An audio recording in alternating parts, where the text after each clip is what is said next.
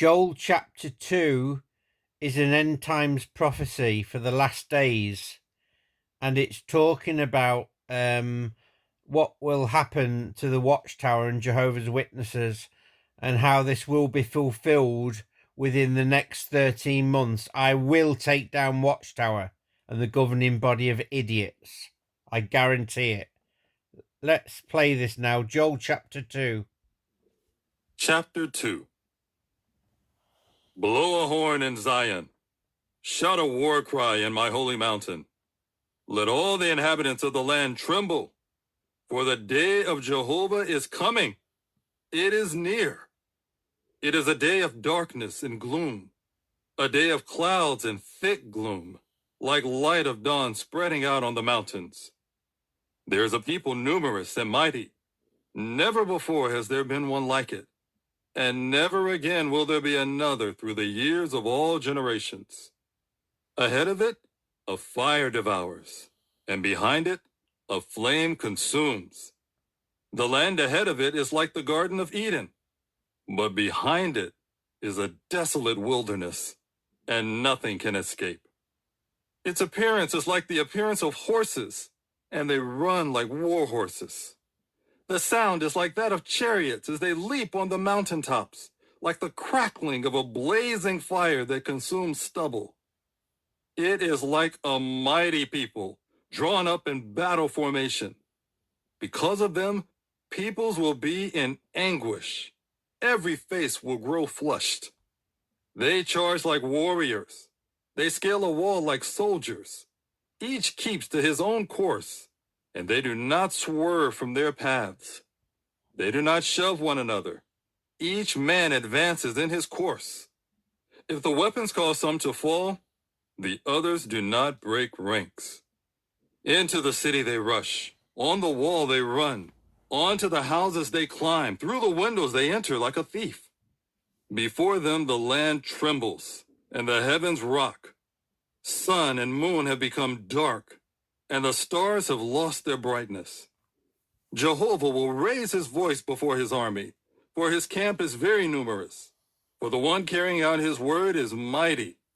For the day of Jehovah is great and very awe-inspiring. Who can endure it? Yet even now, declares Jehovah, return to me with all your hearts, with fasting and weeping and wailing. Rip apart your hearts and not your garments, and return to Jehovah your God. For he is compassionate and merciful, slow to anger and abundant in loyal love, and he will reconsider the calamity. Who knows whether he will turn back and reconsider and leave behind a blessing, a grain offering and a drink offering for Jehovah your God. Blow a horn in Zion, proclaim a fast, call for a solemn assembly, gather the people, sanctify the congregation, collect the old men, gather the children and nursing infants. Let the bridegroom go out from his inner chamber, and the bride from her bridal chamber. Between the porch and the altar, let the priests, the ministers of Jehovah, weep and say, do feel pity, O Jehovah, for your people. Do not make your inheritance an object of scorn, letting the nations rule over them. Why should the people say, where is their God? Then Jehovah will be zealous for his land and show compassion on his people.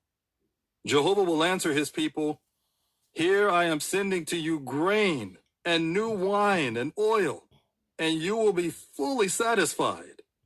I will no longer make you a reproach among the nations. I will drive the northerner far away from you. I will disperse him to a dry and desolate wasteland, with his vanguard toward the eastern sea and his rear guard toward the western sea. The foul smell from him will ascend. The stench from him will keep ascending, for he will do great things. Do not be afraid, O land.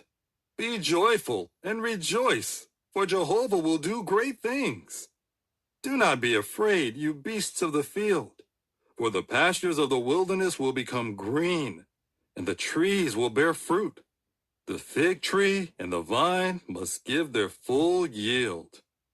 You sons of Zion, be joyful and rejoice in Jehovah your God, for he will give you the autumn rain in the right amount, and he will send upon you a downpour, the autumn rain and the spring rain as before.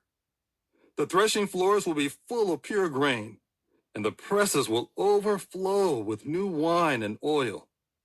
And I will make compensation to you for the years that the swarming locust, the unwinged locust, the voracious locust, and the devouring locust have eaten, my great army that I sent among you. You will surely eat to satisfaction, and you will praise the name of Jehovah your God, who has done wonders in your behalf. My people will never again be put to shame, and you will have to know that I am in the midst of Israel, and that I am Jehovah your God. There is no other. My people will never again be put to shame. After that, I will pour out my spirit on every sort of flesh, and your sons and your daughters will prophesy. Your old men will dream dreams, and your young men will see visions. And even on my male slaves and female slaves, I will pour out my spirit in those days. And I will give wonders in the heavens and on the earth, blood and fire and columns of smoke. The sun will be turned into darkness, and the moon into blood, before the coming of the great and awe-inspiring day of Jehovah. And everyone who calls on the name of Jehovah will be saved.